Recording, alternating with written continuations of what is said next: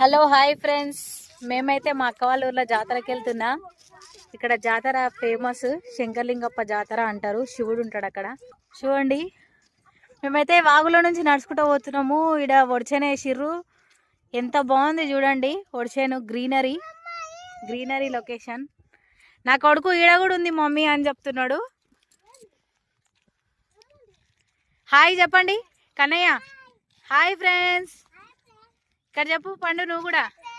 Hi friends, welcome to Mahi channel. Mahishri blogs and entertainments. Hi చెప్పండి. మేమైతే ఏడుకోతురు మీరు కన్నయ్య జాతరకోయ్.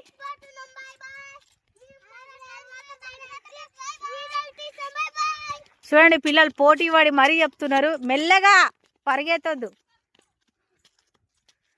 ఇంత గ్రీనరీ, ఇంత మంచి లొకేషన్, ఎంత బాగుంది చూడండి. గ్రీనరీ మొత్తము. పల్లెటూర్లలో ఇంత గ్రీనరీ, ఇంత మంచిగా ఉంటది. ఆడ వినాయకుడు ఉన్నాడు, విగ్రహం ఉంది, పూర్వకాలంది. మంచిగా ఓడిచేన్ల మధ్యలో నడుచుకుంటూ పోతుంటే ఎంత చల్లగా ఉంది తెలుసా. అసలు మనకి ఏసీ కూడా పనికిరాదు అనుకుంటా. ఈ ఒడిచేన్లో నడుచుకుంటూ పోతుంటే ఏసీ కూడా పనికిరాదు, ఏసీ గాలి కూడా పనికిరాదు. దీని ముందల వేస్ట్.